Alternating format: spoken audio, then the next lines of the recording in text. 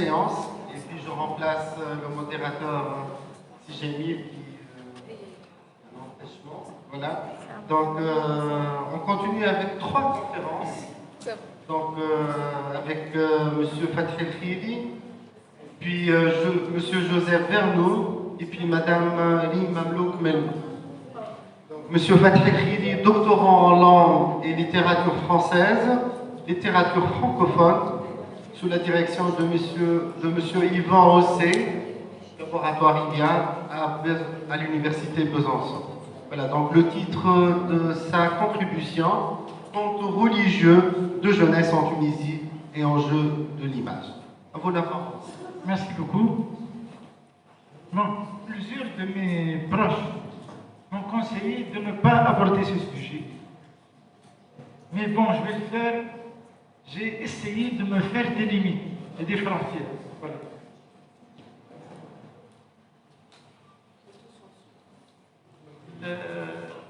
Je vais traiter le sujet en 3 parties. Les caractéristiques principales artistiques du camp Mohamed, qui est le cas de mon étude, les enjeux du rapport texte-image dans le conte religieux Mohamed, c'est le titre, que Dieu le bénisse et lui accorde la paix, le grand événement, les héros de la révélation. Et enfin, peut-on admettre en Tunisie des contes religieux de jeunesse riches en création littéraire et artistique?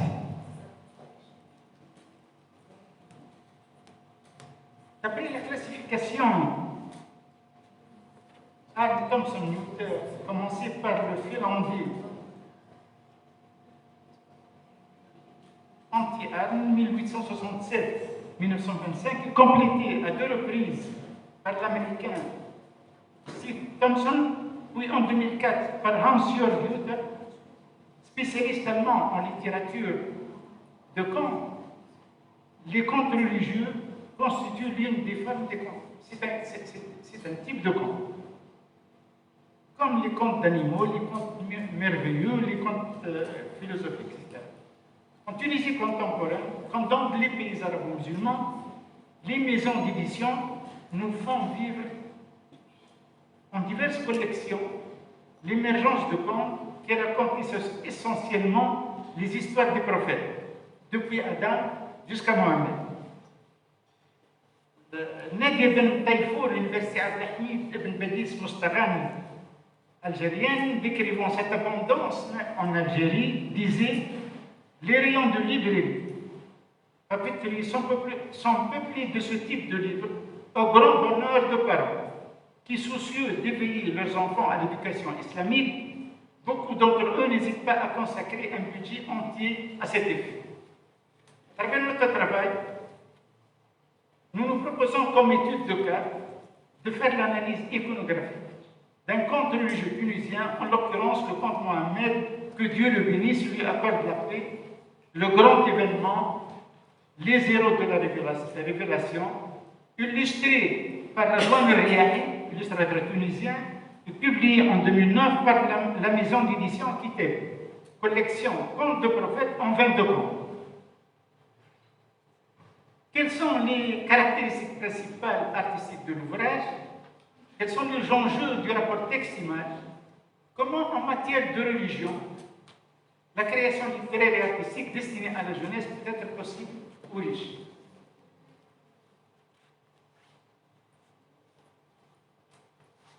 Les caractéristiques principales, ce que vous voyez des images, c'est des contes tunisiens, Moïse, Jésus, Mohamed, des contes publiés ici en Tunisie.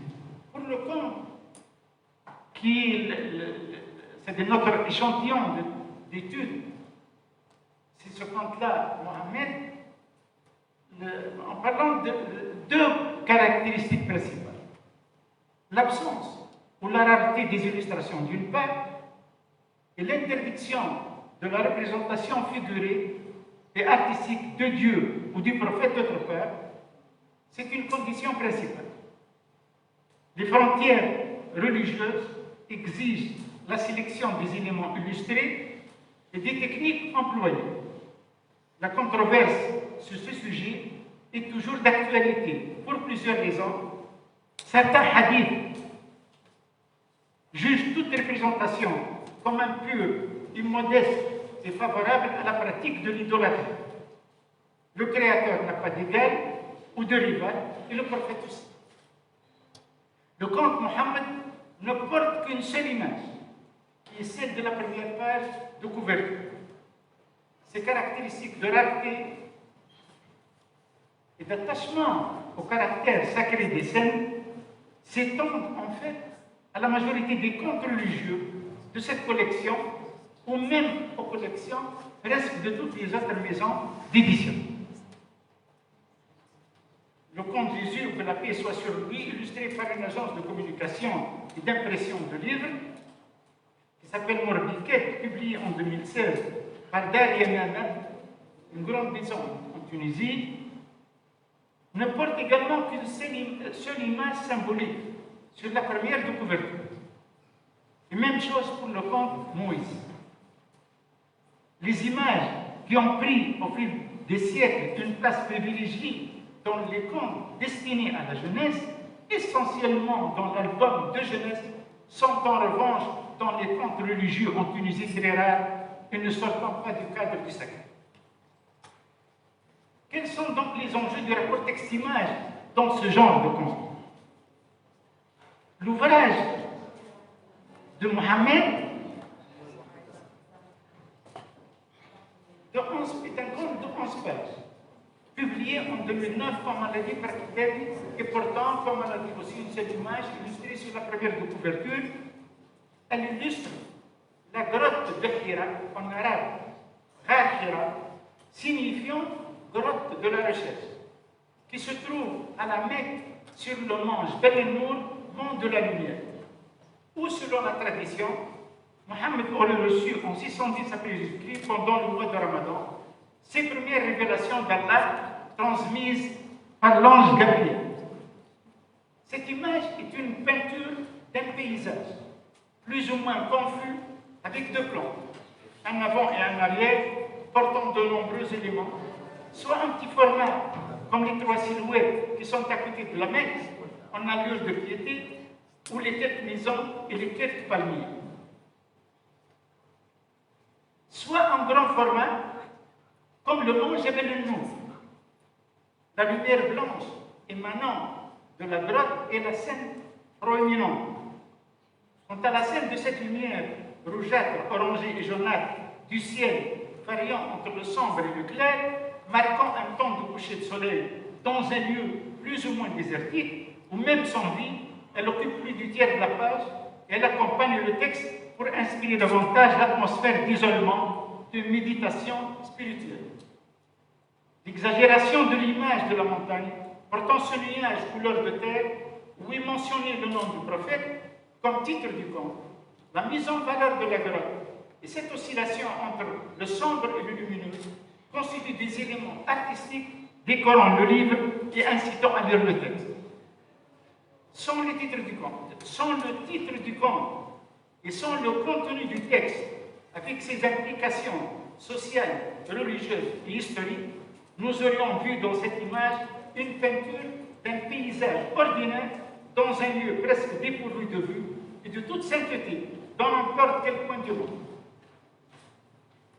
Le texte est le premier ou le principal déterminant du rapport texte-image. Il est divisé en deux sections. Mohammed, le grand événement, puis les héros de la révélation. Dans la première section, nous rencontrons un résumé rapide de l'éducation du prophète. Et dans le deuxième, quelques détails sur les débuts du message prophétique, y compris la solitude dans la grotte de Hira et le dialogue qui a lieu entre le prophète et l'ange Gabriel, porteur de la première révélation. Des versets coraniques dans le conte en couleur de terre entrecoupent le texte écrit en noir pour mettre en valeur leur sacralité, c'est-à-dire la sacralité de ces versets. Quelle relation cette seule image a-t-elle avec ce texte? Et si nous n'avons pas un iconotexte, ou un conte illustré, ou un autre genre littéraire de jeunesse, comme l'album, où les enjeux du rapport texte-image sont bien riches. Dans ce conte, l'image est d'une part isolée, puisqu'elle est unique et ne fait pas partie intégrante du texte. D'autre part, elle illustre des rites ou une image intégrée au rite mentionné dans le contenu. C'est une image redondante au texte et sans aucune disjonction qui peut perturber la compréhension de l'enfant. Dans ce livre, l'image n'est pas une médiation pour amener l'enfant lecteur à penser, imaginer librement et discuter, mais un document visuel accompagnant le texte et attirant la curiosité de l'enfant pour le lire sans ignorer le sacré. Toute lecture de l'enseignant ou du parent pour aider l'enfant à analyser le rapport texte-image ne doit en aucun cas dépasser les limites du message divin. Le choix de l'image participe activement à la définition fonctionnelle des éléments sacrés. Dans le conte de Mohammed, l'image n'a pas une fonction descriptive, car elle n'apporte pas de précision quant à la description des lieux et des personnages. Elle n'enrichit pas l'imaginaire de l'enfant. Elle n'a pas également une fonction narrative, car il ne s'agit pas d'une succession d'images qui permet de reconstituer l'histoire. Elle n'a pas non plus une fonction connotative, car ces références existent dans le texte. Il n'y a pas de décalage par rapport à lui. Les éléments représentés livrent un stéréotype reconnaissable par tout musulman à quelques traits saillants invariablement reproduits. L'image du conte, Mohammed relève du genre où les couleurs, les formes, les formats, les peintures, les traitements, les cadrages, le style graphique et le sujet servent d'une seule interaction entre le texte et l'image qui est celle du religieux, de l'identité et du sacré. C'est la supériorité absolue du texte où l'image semble se suffire d'avoir rempli des fonctions d'accompagnement, de décoration, de médiation spirituelle et de redondance au texte. Dans ce genre de conte, l'essentiel est de dépeindre, car peindre pourra conduire à tomber facilement dans ce qui est offensant. Il ne s'agit pas du conte littéraire illustré, qui est reconnu comme étant un récit fictif et souvent merveilleux, dont les personnages, généralement non individualisés, vivent des aventures dans un temps et un espace indéterminés. Il s'agit tout simplement d'un conte religieux, hagiographique, où s'exprime la vie de Mohammed et quelques représentations populaires de l'au-delà. Le littéraire réside dans le style de la langue et la littérature est utilisée pour faire passer le message religieux et moralisateur. Quant à l'image, elle est tout à fait secondaire ou supplémentaire par rapport au texte. Donc, est-ce possible en matière de religion de concilier entre la tradition religieuse et la création littéraire et artistique? Continuer à se poser la question de la légitimité de l'image dans la littérature de jeunesse en matière de religion islamique ne conduit qu'à des controverses sans fin. Cette querelle a largement appauvri l'imagerie dans ce genre de conte. Or, dans le conte de jeunesse, les images se révèlent de plus en plus un langage universel. Est-il possible donc de concilier dans ce genre de conte entre cette tradition religieuse d'une part et la création littéraire et artistique, ainsi que la modernité des Lumières d'autre part? Dans ce type de production, il existe des thèmes qui peuvent cerner les héritages, les ruptures et les influences pour garder les caractéristiques du conte comme support de lecture et genre littéraire riche en fiction et en expression artistique. Le livre La religion des éditions Marie-Claire en est un exemple que j'ai choisi. C'est un livre illustré qui traite le sujet de la religion à partir des aventures de Marie Claire. L'objectif est de permettre d'accompagner les enfants dans leur première expérience du quotidien. Dans le texte de la description de ce livre, à l'approche de Noël, Marie et Claire remarquent que tous les camarades ne le font pas de la même façon. voire pas du tout. Cette fête est l'occasion pour leurs parents de discuter avec elles des différentes religions selon les pays. Mais le plus important, c'est évidemment de rester tolérant. L'auteur Céline Cotard édite une collection destinée aux enfants et aux parents qui pourront mieux dialoguer entre eux et appréhender de façon plus sereine les questions des enfants. Bénédicte Voile, quant à elle, manie les crayons et les feutres pour illustrer le livre d'une manière moderne et vivante. Dans ce conte religieux, plusieurs éléments du conte littéraire et artistique sont présents, comme cette succession d'images ou ces personnages non individualisés qui vivent des événements et des aventures dans un temps et un espace indéterminés. La tolérance religieuse, le rapprochement humain et l'ouverture, malgré les différences ethniques et religieuses, sont les thèmes à développer. Dans les contes religieux destinés à la jeunesse, elles aident l'enfant à se situer, à comprendre, et elles débarrassent les images du texte de certaines frontières qui ne font de cet enfant qu'un simple récepteur à manipuler. C'est à partir de cette approche que les contes religieux deviennent un champ de libre réflexion et de création littéraire et artistique. L'attachement au caractère de la sacralité du texte religieux conduit à l'affaiblissement de l'imagerie, à la banalisation des illustrations, à la déperdition des enjeux du rapport texte-image. Le texte sera l'œuvre d'un auteur ou d'un éditeur, et l'illustrateur ne fait que travailler sur ce texte en dépendance totale pour ne pas dépasser les limites du sacré. Les images sont des codes et des marqueurs recueillis au niveau des personnages, des couleurs ou des rapports texte-image. Et les frontières entre ce qui est artistique, intellectuel, spirituel, littéraire sont difficiles à déterminer. Le répertoire iconographique religieux est quasiment différent à celui d'autres genres littéraires destinés à l'enfance.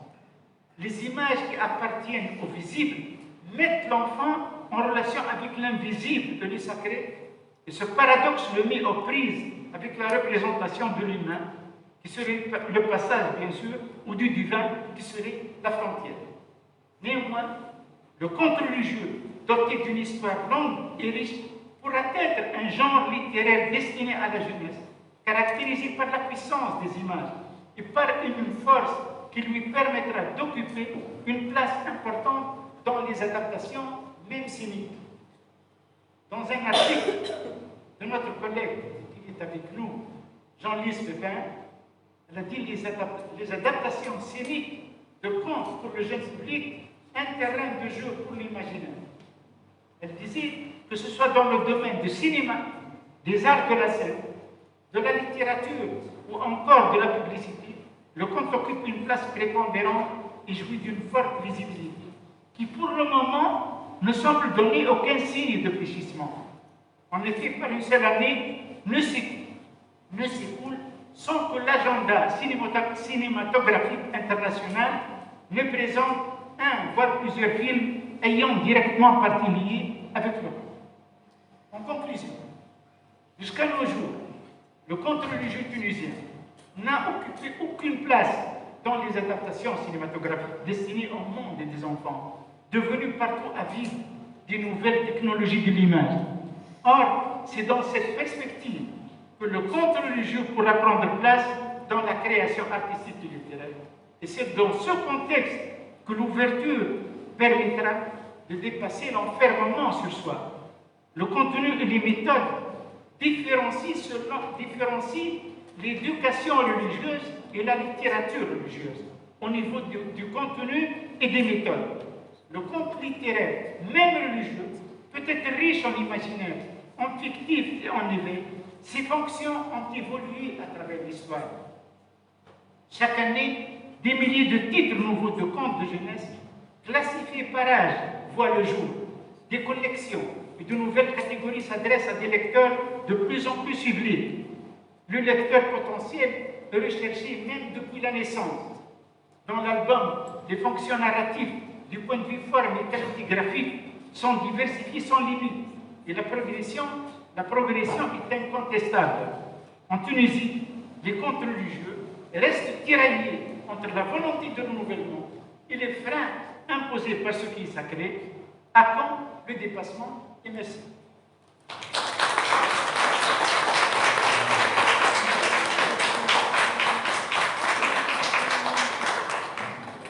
Merci beaucoup, Sifat.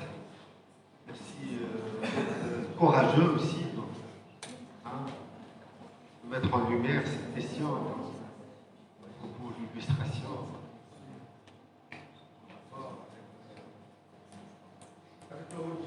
Voilà, donc on va essayer de faire vite et céder la parole à Joseph Verneau. C'est un auteur et illustrateur.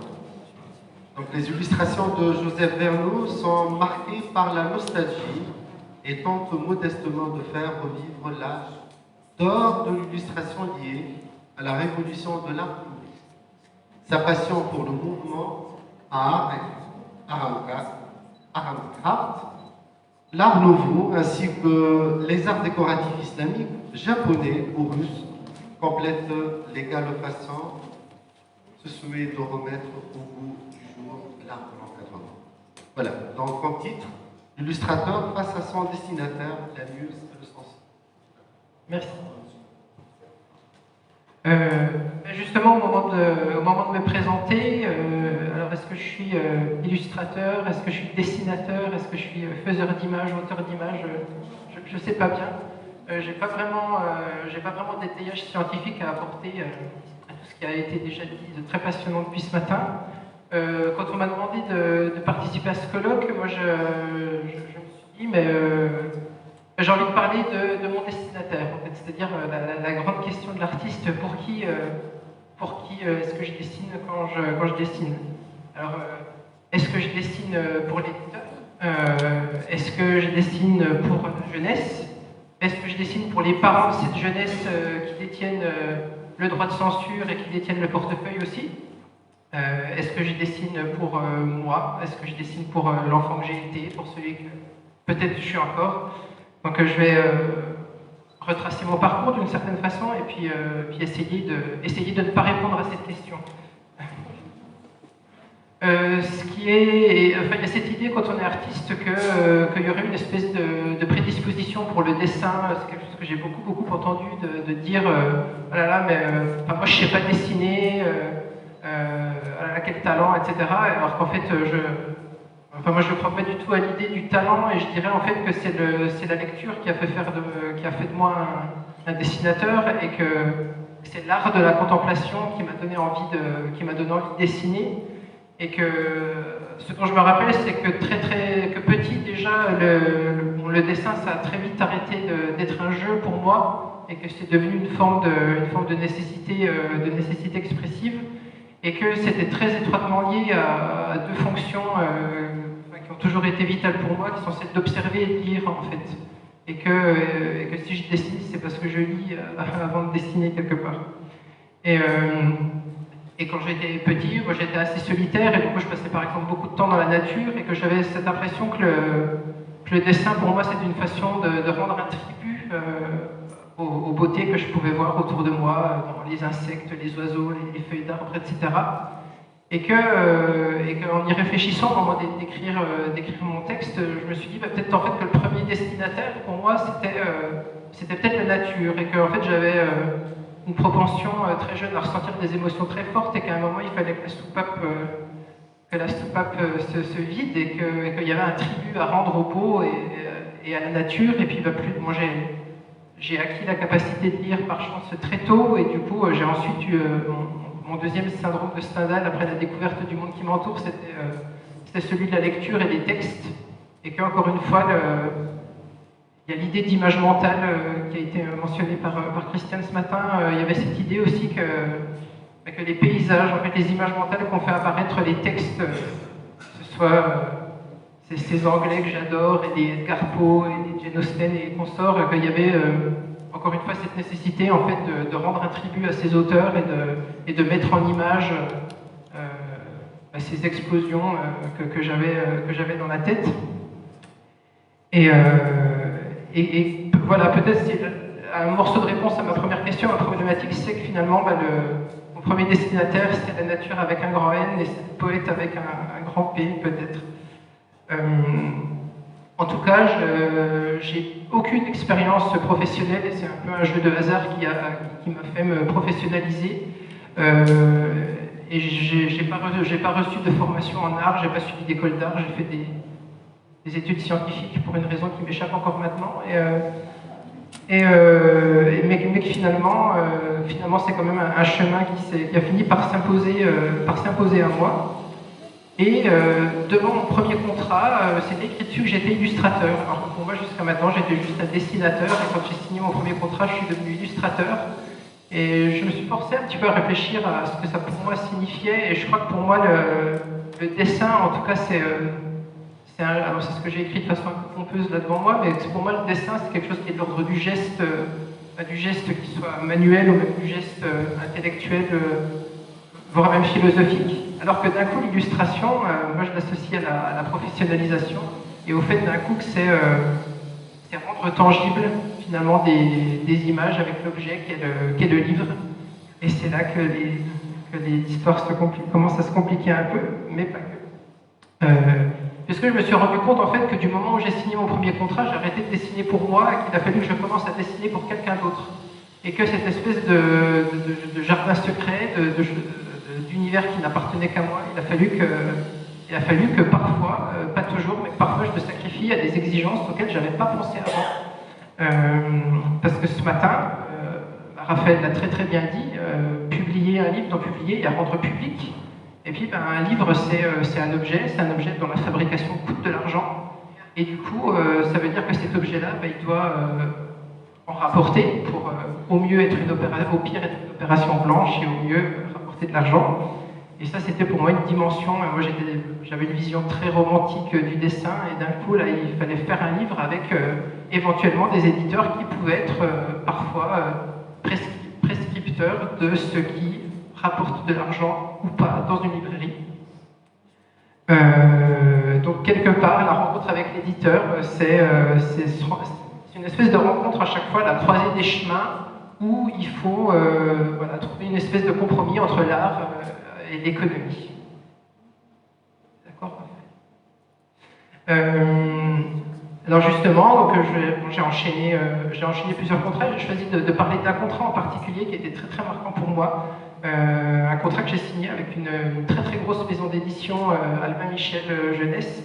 Et donc là, la question du destinataire est devenue complètement schizophrène et s'est posée de façon très très claire sur ce contrat-là.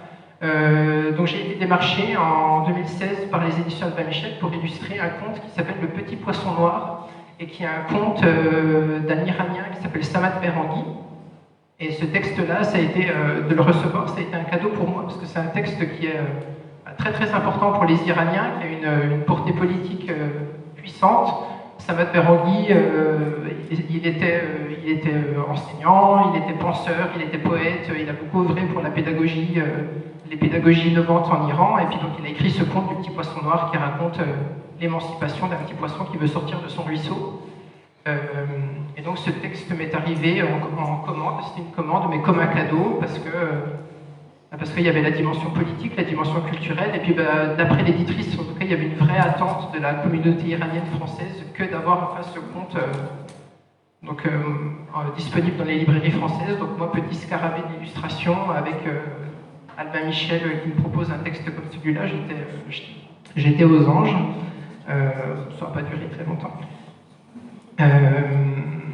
Et donc justement, là j'ai eu affaire à l'éditrice, la patronne du vaisseau mère, qui a une idée, c'est le métier, qui a une idée de ce que c'est que de faire un livre pour les enfants. Et donc, moi mon idée c'était que le petit poisson noir, je voulais pas le représenter de façon littérale et je voulais en faire un jeune garçon iranien des années 60, donc de l'époque à laquelle le livre est sorti en Iran. Et puis d'embrasser pleinement la dimension politique du texte sans que ce soit non plus trop rentre dedans, si je puis dire.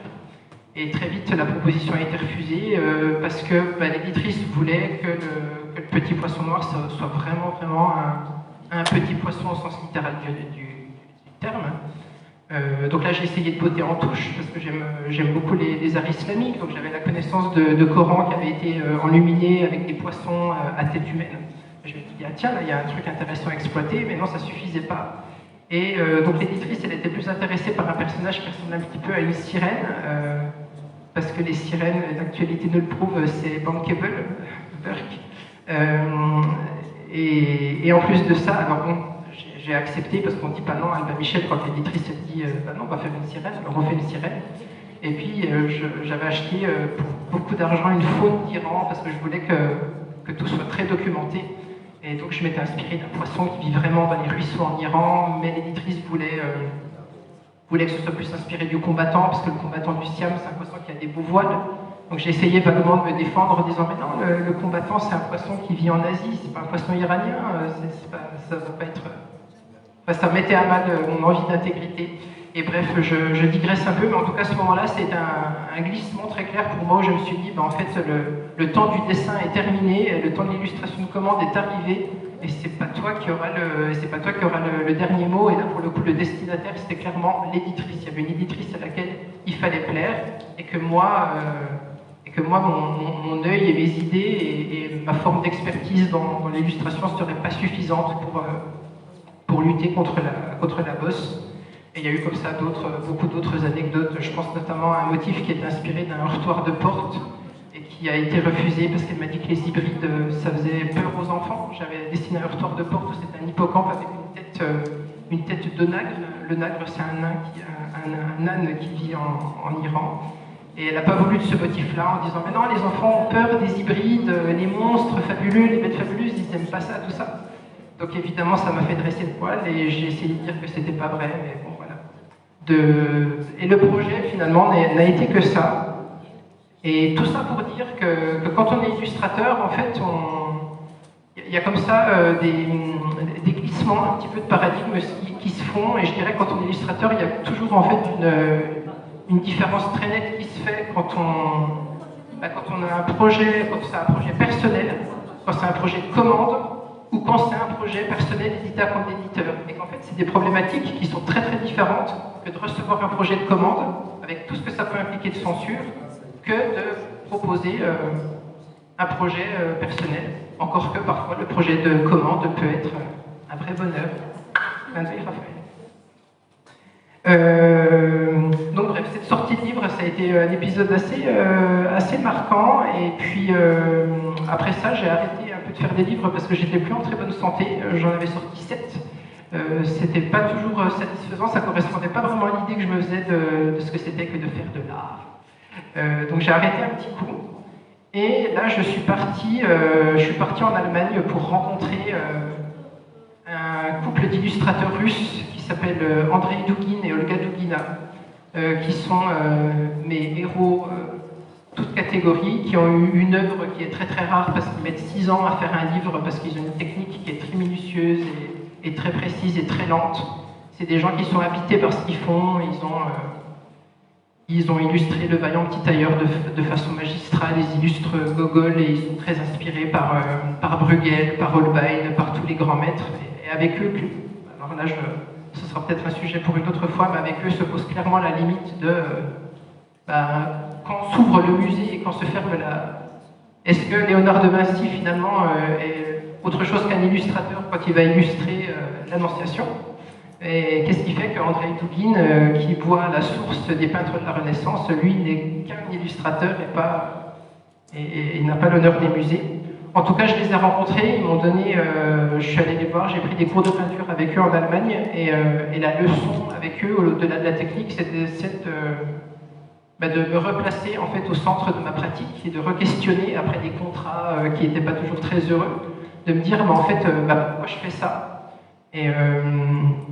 Et à l'époque, en germe, j'avais déjà l'idée d'adapter Dracula, le roman de l'Irlandais Bram Stoker. Et puis donc Andrei, mon maître russe, me demande « Mais pourquoi est-ce que tu veux illustrer Dracula ?» Et puis alors là, il sort des réponses très savantes sur à quel point le contexte culturel dans lequel est sorti le livre est passionnant, et qu'il y a toute une tradition iconographique et cinématographique qui est incroyable, etc. Et j'ai 3 minutes. Ok, alors c'était pas bien de commencer par Dracula, ça prend du temps ça. Et en tout cas, ce que m'a dit André, quand je lui ai parlé de Dracula, il m'a dit si c'est pas ton Dracula, je voudrais pas voir ton livre.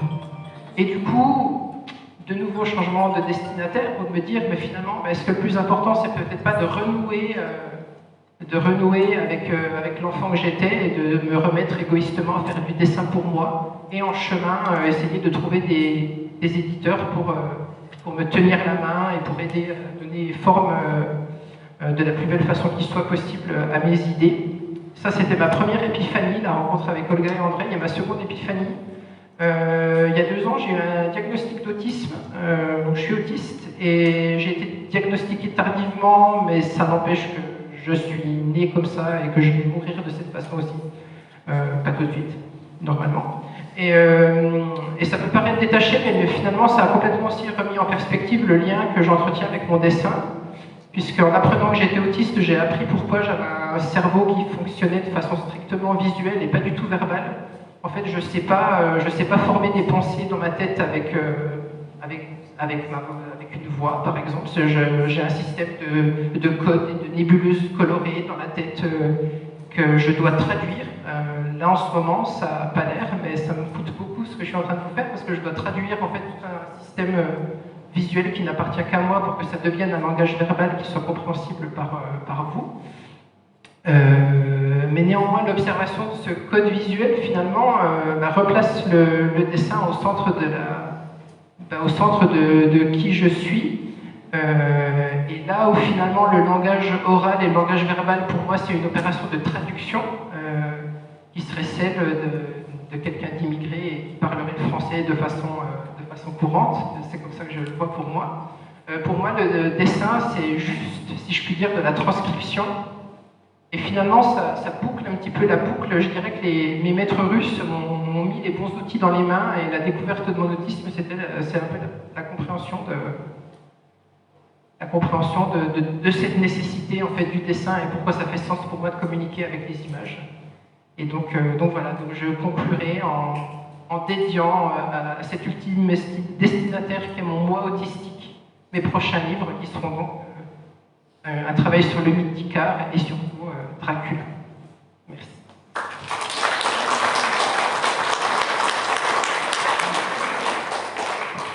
Merci Joseph. Il s'est dévoilé, voilà, mais c'est un bon illustrateur qui s'est posé les bonnes questions. Voilà. Si le projet commande et les différents outils personnels. Je pense en fait que c'est possible d'allier les deux, il suffit de trouver les bons partenaires. partenaires. De l'intime aussi, donc écoutez, il ne faut pas s'étonner si vous n'arrivez pas, donc vous n'avez pas fait des études dans les beaux-arts, il ne faut pas s'inquiéter. Je ne suis pas inquiet. Donc des responsables, des chefs de département, des directeurs, même chez vous en France, on fait d'autres études et on enseigne voilà, dans les écoles des beaux-arts, des instituts. Et c'est extraordinaire, c'est enrichissant. Bien, alors, on va passer à l'exposé de notre cher collègue Ibrahim Mamlouk Belmouni, qui est un pilier fondamental. Je m'excuse, tout à l'heure je ne vous ai pas cité. Dans l'équipe qui a préparé et organisé ce colloque. Donc, notre cher collègue Ibrahim Mamlouk est le chef de département. Donc, design image, c'est ça, à l'Institut supérieur des beaux-arts de Sousse, à l'université de Sousse. Elle est docteur en art. Et voilà donc le titre de son exposé. Quand l'illustration de jeunesse s'invite dans la communication publicitaire, enjeux et perspectives. À vous la parole. Merci beaucoup.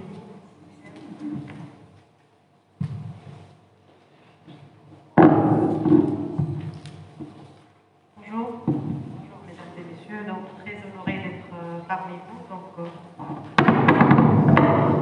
colloque international, illustration dans la littérature de jeunesse dans les pays francophones. L'intitulé de mon intervention, quand l'illustration de jeunesse s'invite dans la communication publicitaire, enjeux et perspectives. L'album de littérature de jeunesse est devenu un livre complexe, un genre à part, voire même une véritable œuvre d'art. Il associe texte et images afin d'élaborer une œuvre de fiction.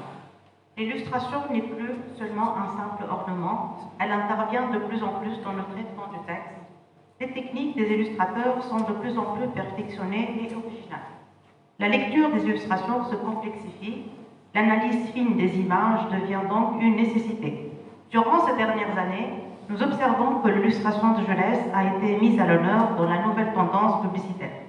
Les concepteurs présentent des images et des personnages tirés des contes et transmettent des messages réécrits, en utilisant à chaque fois de nouveaux concepts avec différents procédés pour charmer de plus en plus et leur rappeler leur enfance et jouer sur leur affection et leur pousser vers un imaginaire enfantin.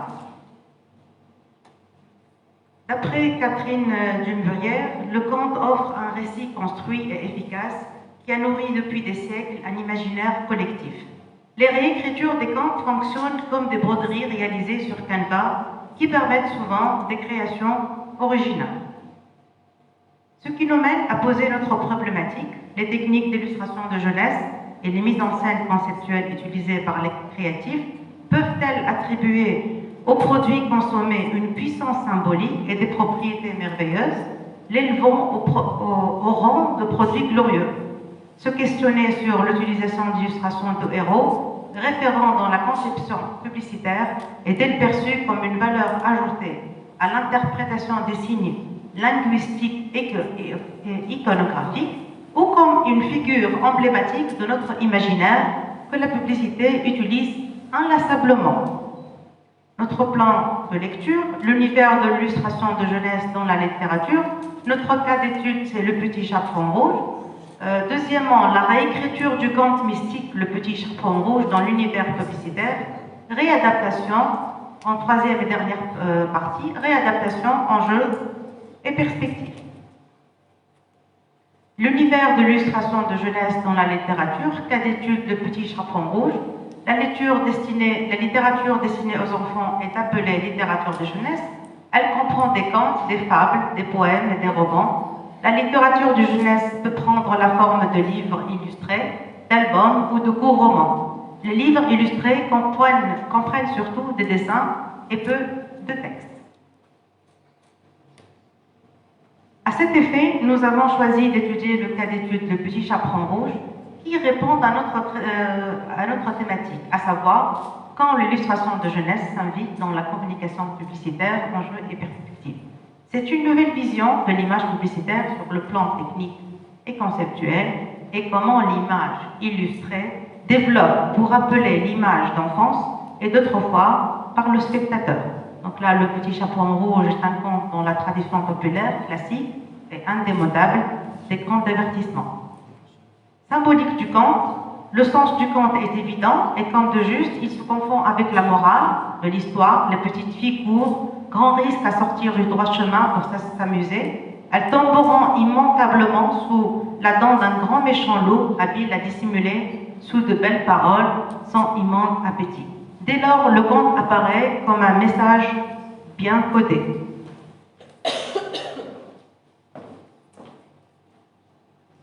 Le conte, il a connu de nombreuses versions au cours de l'histoire. Les plus célèbres sont celles de Charles Perrault, paru en 1697. Le conte a été renforcé par la modernité des illustrations de George Halsbren, qui donne au texte une représentation renouvelée.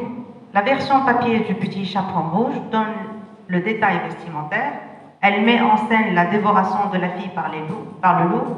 Les versions orales comme les versions écrites s'accordent pour faire disparaître la grand-mère sous les dents du loup. Mais la seule version Perrault semble présenter l'engloutissement de la jeune fille. C'est la version de Perrault qui a fondé l'interprétation du loup comme métaphore à peine dévoilée du séducteur. La symbolique des personnages, donc le Petit Chaperon Rouge, donc c'est l'héroïne de ce récit. Le Petit Chaperon Rouge représente la jeunesse et l'innocence. Les petites filles s'identifient ainsi à elle.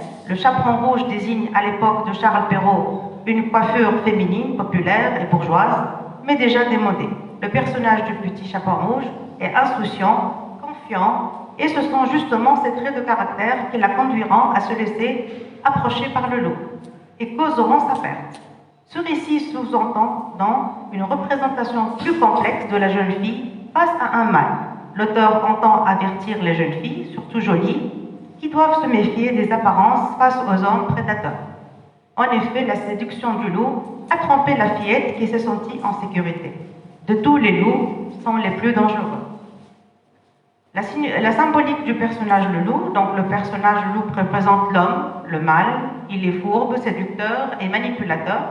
Il charme la jeune fille une première fois lors de leur rencontre dans les bois, et une seconde fois en l'invitant dans le lit dans la grande peine. La fragilité de la fillette est cueillie des noisettes et court après les papillons, tranche avec les actions du loup. Le loup se mit à courir de toute sa force. La symbolique de la forêt et la maison de la grand-mère. Ce conte met en opposition les principes du plaisir et de la réalité. La fillette et sa grand-mère sont les deux principales figures féminines du conte. Le loup présente dans d'autres contes comme prédateur et ici la figure du prédateur sexuel. La symbolique de la couleur rouge, donc, la maison. Donc, le conte est en opposition les principes du plaisir et de la réalité. La fille et sa grand-mère sont les deux principales figures féminines du conte. Le loup présente dans d'autres contes comme prédateur.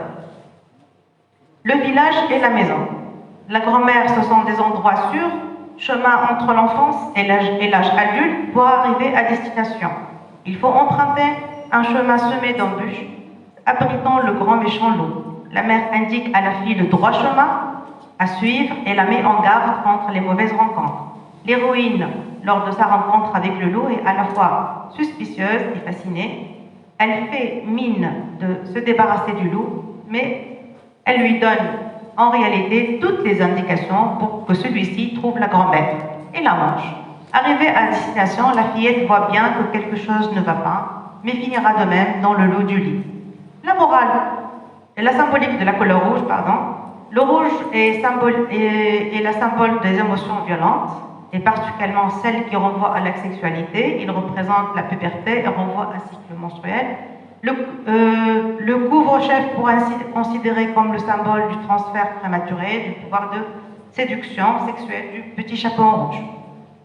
La morale du conte, donc les interprétations est cependant contestée par plusieurs chercheurs. Il indique que la signification des couleurs était différente lors de la rédaction du conte au XVIIe siècle. C'était le vert qui était associé au conte. Le rouge avait une connotation plus religieuse, renvoyant même à la protection.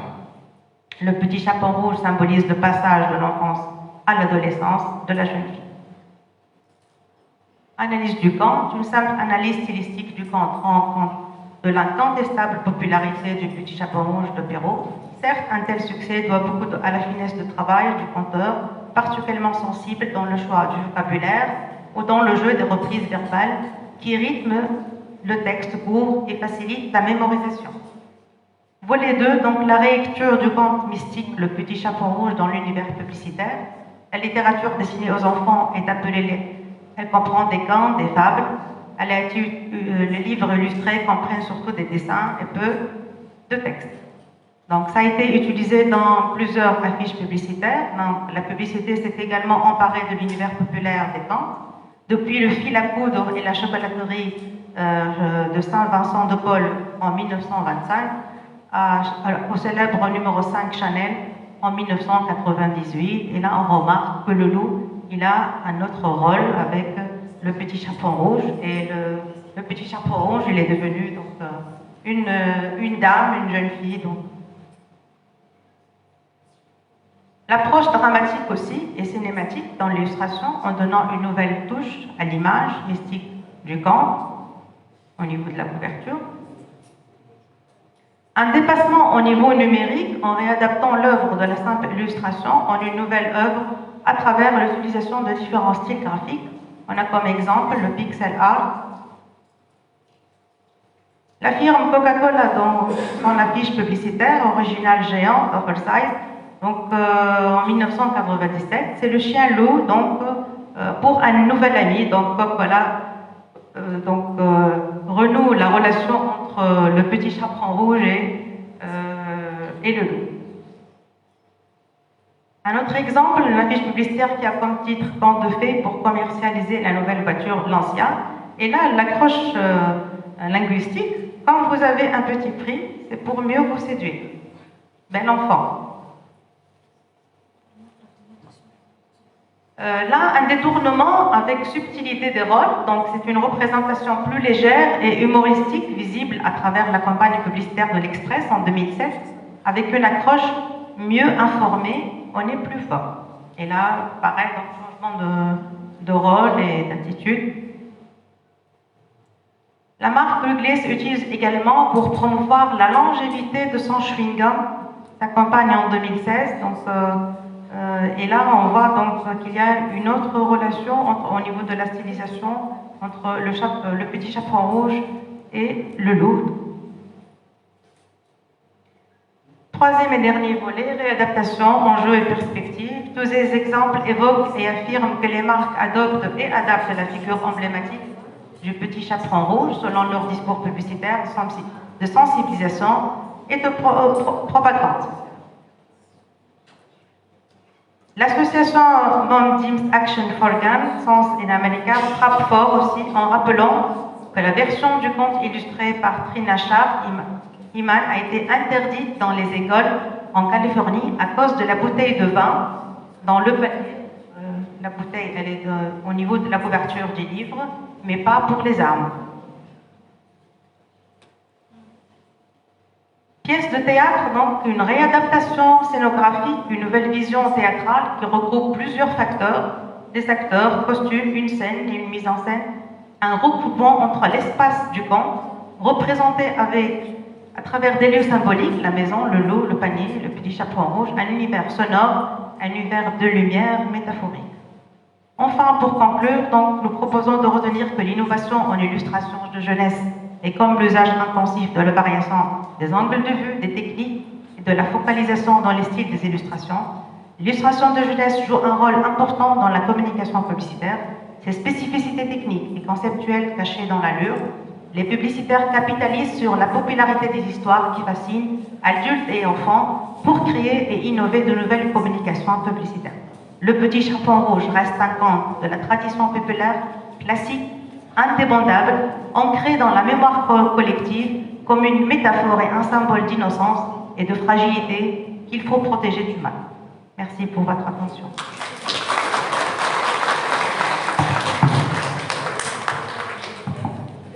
Je vous remercie, Madame Lim.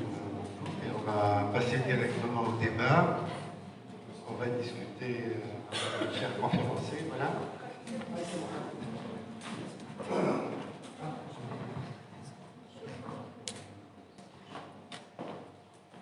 Bon, voilà, je remercie tous les intervenants, donc pour ces exposés vraiment très clairs. Une petite remarque pour Sifathi et disons, un remerciement, un grand remerciement à Joseph. Donc la première remarque concernant Sifathi, je sais très bien que Sifathi, il est très audacieux, il cherche toujours des sujets inédits. Je sais très bien que pratiquement les illustrations dans les contes religieux sont très rares, mais je vous informe qu'il y a pratiquement de séries, des illustrations animées, pratiquement, qui racontent des contes, des histoires de prophètes et des accompagnants de prophètes, en principe, qui est actuellement donc, dans la chaîne nationale numéro 2. Donc, ça c'est... Donc, concernant Joseph, je vous remercie pour votre audace. Donc, vous n'êtes pas artiste, vous êtes scientifique, et vous êtes autiste. Ça c'est bon, donc vous avez vu. D'accord? Juste une petite question, probablement bête. Est-ce que, pratiquement, l'illustrateur, il dessine pour un écrivain ou pour un auteur, ou bien l'auteur, en principe, écrit pour un illustrateur? Voilà. Merci. Merci, c'est Mohamed.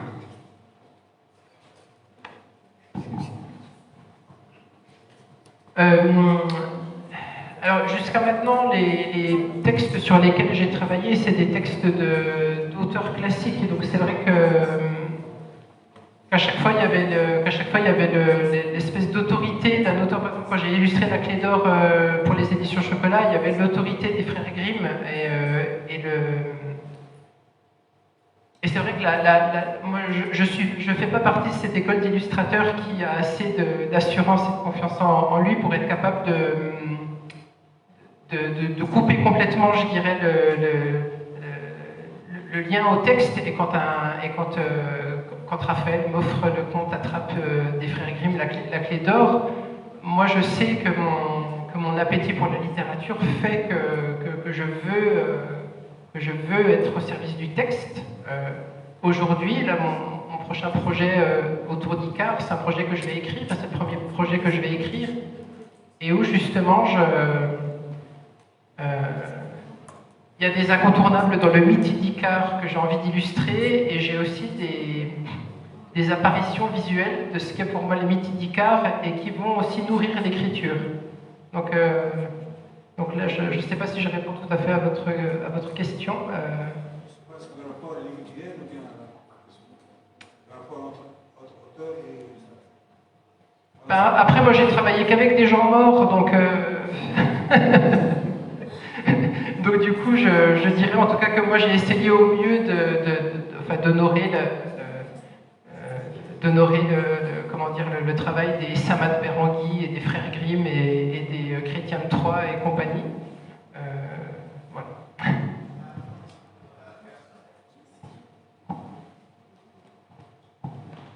Comme vous avez compris que je suis fan de la clé d'or, je vais compléter un petit peu ce que vient de dire Joseph. Quand j'ai donné la citation de Catherine Tauvron qui dit que l'illustrateur ne recouvre pas le texte mais le découvre, je peux dire que Joseph apporte énormément en plus au conte. Parce que par exemple dans ce conte où il y a un jeune garçon qui a trouvé un coffre et qui a trouvé d'abord une clé puis un coffre et il ne sait pas s'il va pouvoir ouvrir le coffre avec la clé, eh bien le conte est très court, il fait une dizaine de lignes, mais Joseph ajoute des doubles pages sans texte où on voit qu'il descend dans un gouffre, il recherche des choses, il met le gouffre dans l'eau, dans un ruisseau pour vérifier son étanchéité, pour voir s'il ne peut pas l'ouvrir de cette façon-là. En fait, il ajoute énormément de choses, donc il y a une création magnifique, me semble-t-il. Merci. Alors là, pour le coup, je serais tenté d'ajouter que le rôle de l'éditeur, en l'occurrence de Raphaël, est essentiel, puisque quand Raphaël m'a proposé la clé d'or,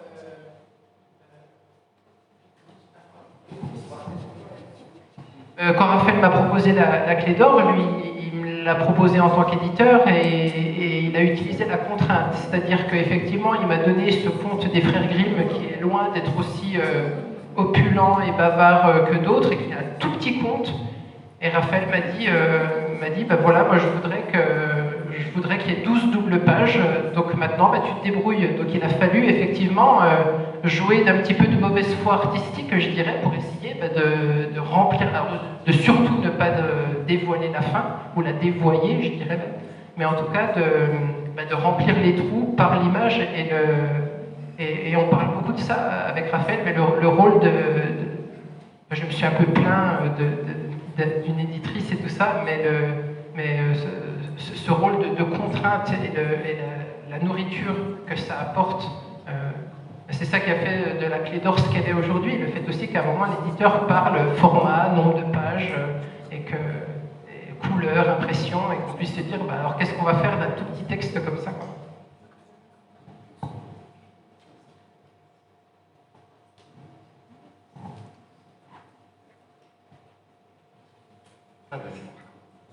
Merci. Finalement, j'ai deux interrogations rapides. La première, c'est à quoi bon illustrer des contes religieux? Tout ce qui est autour des religions, pourquoi illustrer? Est-ce que c'est une mission essentielle pour nos enfants, pour la jeunesse, pour l'avenir?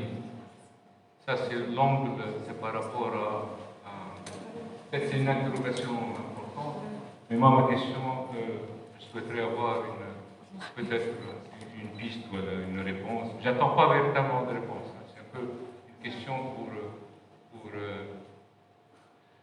c'est une forme de provocation, mais c'est un peu parce que je me suis posé souvent la question suivante.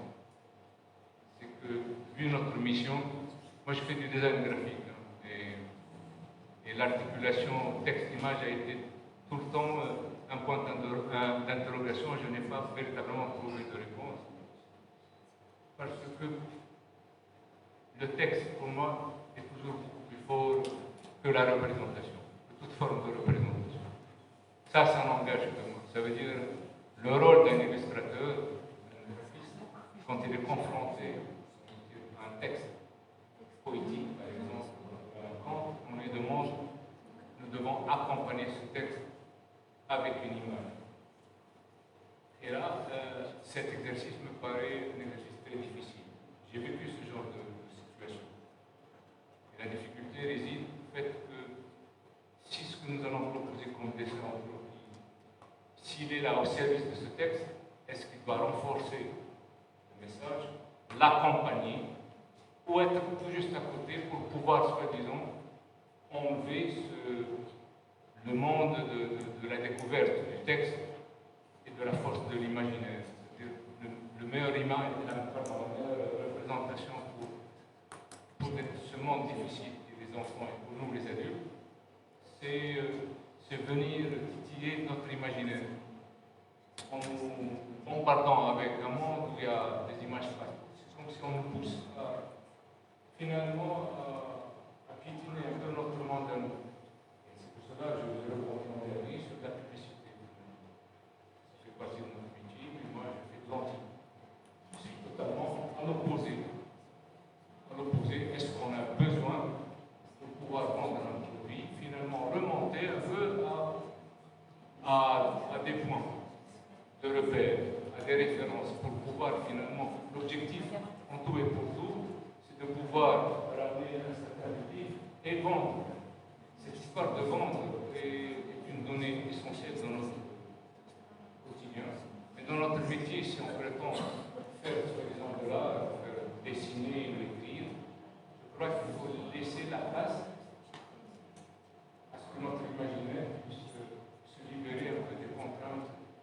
Le monde d'aujourd'hui est un monde finalement de beaucoup de qualité qui est très nuisible. On l'a déterminé. Je souhaiterais avoir une réponse. Est-ce que véritablement c'est nécessaire?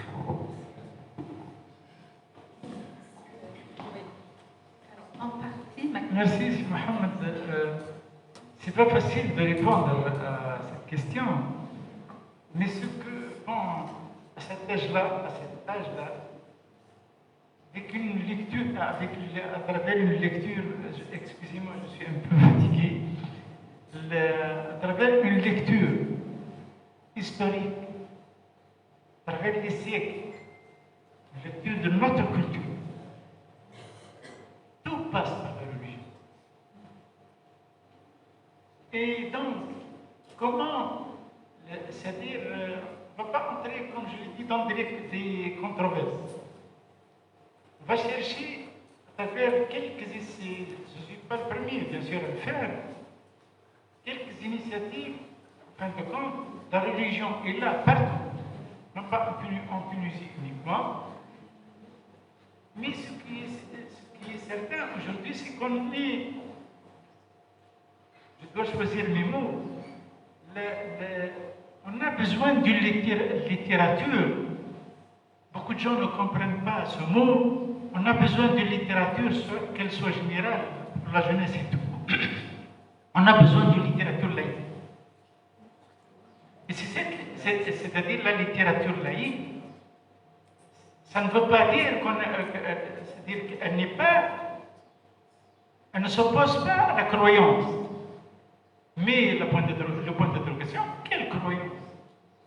Et je suppose que si tout passe par la religion de cette manière, où le conte ne porte qu'une seule image, où l'illustrateur se sent très frustré dans un tel conte, or c'est un conte. Le conte religieux peut être quand même un support de création artistique et littéraire. Et c'est possible. il y a beaucoup de mots qui sont, j'ai dit uniquement peut-être un mot, la tolérance. Mais il y a d'autres choses, en fin de compte, je termine, le conte, ce n'est pas l'illustrateur, le conte religieux, ce n'est pas l'illustrateur. D'ailleurs, j'ai fait la nuance entre ce qui est éducation religieuse et littérature religieuse. Voilà. Merci. Voilà. Alors, une dernière question, sinon on va passer à la pause. Si, j'ai une petite remarque. Alors, mais on doit faire vite, hein, s'il vous plaît. Allez-y. Deux petites remarques pour sa présentation sur les contes religieux. Je me suis posé la question du genre, étant vraiment dans le genre du conte, hagiographique ou pas, c'est à définir. Est-ce qu'on n'est pas plutôt du côté d'un récit légendaire qui repose sur des faits historiques, sur des figures historiques qu'on tente de mettre un petit peu plus en avant, ce qui relèverait d'ailleurs d'une des fonctions de la littérature de jeunesse, éduquer, apprendre l'identité aussi, hein, parce qu'on est en pleine questionnement sur l'identité. Donc ça, c'est une question relative au genre. La seconde, c'est celle de la représentation des figures issues du sacré ou du religieux et leur compatibilité avec la tradition.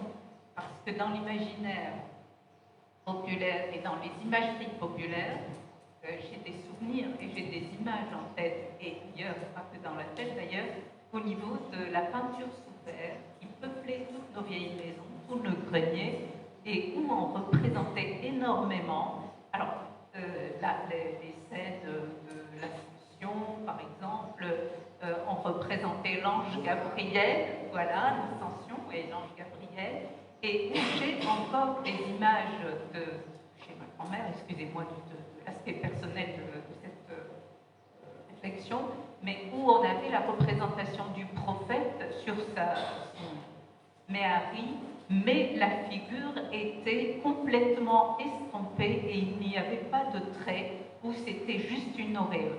Alors, ma question, c'est pas juste pour revenir là-dessus, mais ma question, où on se situe entre la représentation littéraire, l'illustration littéraire, et ce que notre imaginaire populaire contient. L'interdit a-t-il franchi? Est-ce qu'on est dans une phase de transgression dans la tradition qu'on n'a pas du côté de la littérature? Voilà, c'était mes deux remarques.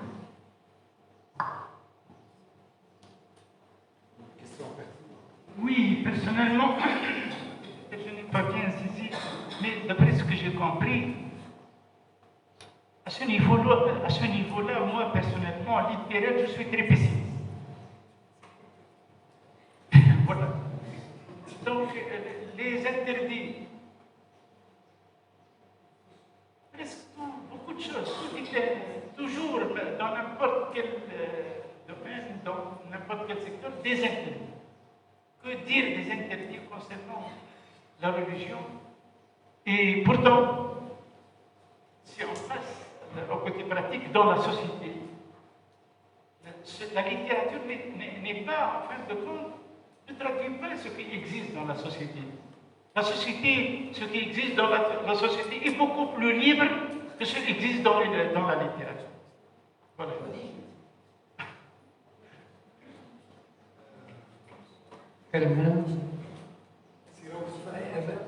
Je vais réduire toutes mes questions à une seule question pour M. Joseph. J'ai souffert énormément de ne pas voir des images. Bah, il a raison. Il y a un ouvrage très intéressant.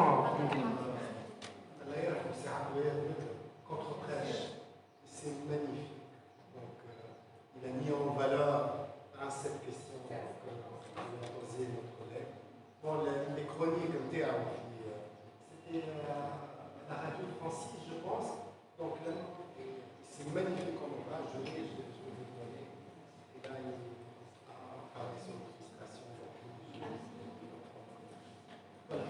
Je pense qu'on doit clôturer la séance pour passer à la pause café. Poser ma question à Mme Mamelou à propos de la symbolique des couleurs. Donc la couleur est interprétée en fonction de la culture du lecteur. Et là, je pose en même temps la question à Le micro. Joseph. Voilà. En tant qu'illustrateur, lorsque vous choisissez la couleur, ce n'est pas par hasard, je suppose. Donc, est-ce que vous avez un message à transmettre à travers la couleur par rapport à l'illustration d'un album? Voilà, merci. Je dirais que pour moi, l'utilisation de la couleur, c'est... on en parlait tout à l'heure avec Christiane, pour moi, l'image, en fait, c'est du texte. C'est-à-dire que de la même façon que le texte, c'est un ensemble de mots, de phrases, il y a une grammaire, etc. Pour moi, la création d'une image, l'image, elle est textuelle, et du coup, pour moi, la création d'une image, c'est régi par des règles qui sont celles de la composition, de la couleur, etc. Donc je dirais oui effectivement que les couleurs ça sert complètement à un propos, qu'il y a des symboliques qui sont associées aux couleurs qui sont prégnantes, et j'ose espérer qu'aucun choix n'est jamais anodin. Donc oui c'est clairement quelque chose qui a son importance, et particulièrement pour moi, je serais tenté d'ajouter. Merci à vous. Oui, pour finir, si vous voulez, je vais revenir au conte religieux, mais en passant de l'autre côté de la Méditerranée, où la représentation divine n'est pas interdite, loin de là. Donc il existe évidemment des catéchismes qui sont illustrés. Il existe, Rebecca d'Outremer a illustré il n'y a pas tellement longtemps, je crois, la Bible, Ancien Testament et Nouveau Testament. Mais il existe aussi une catégorie de contes traditionnels, oraux traditionnels, qui sont des contes religieux, et notamment le plus célèbre, c'est le voyage de notre Seigneur et de Saint-Pierre sur terre, qui raconte l'histoire de la venue de Saint-Pierre et du Christ, en fait, de Dieu ou du Christ, peu importe, sur terre, pour vérifier ce que font les hommes. Et ils s'aperçoivent que il y a deux catégories d'hommes, en fait. Il y a ceux qui sont charitables et ceux qui ne le sont pas. Et ils viennent, en quelque sorte, rétablir l'équilibre, c'est-à-dire rendre de l'argent à ceux qui sont pauvres et charitables, et priver le contraire. Mais il existe aussi des contes religieux de désacralisation. C'est-à-dire qu'on a beaucoup de contes de curés, notamment, où les curés, qui sont quand même les représentants du sacré, sont ridiculisés dans ces contes-là. Donc on a un autre rapport au sacré avec transgression des limites pour s'amuser, pour se moquer d'eux, etc., etc.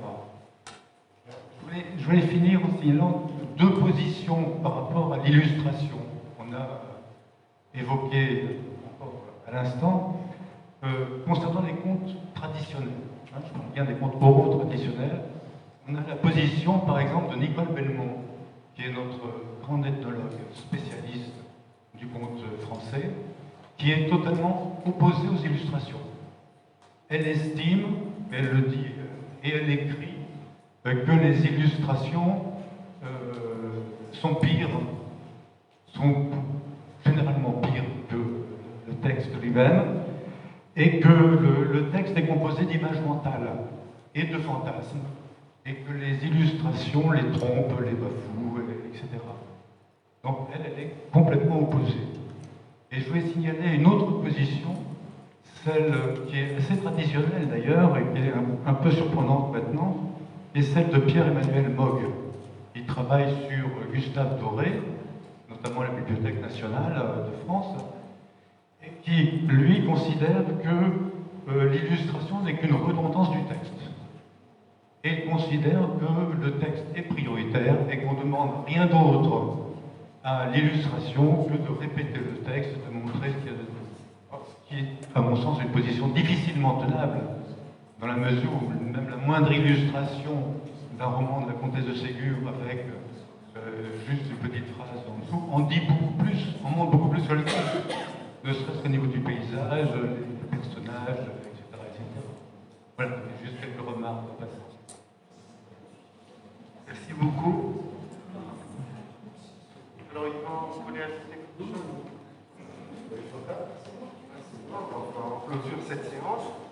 merci encore. Voilà. Et bonne continuation. Alors, on passe à post-café.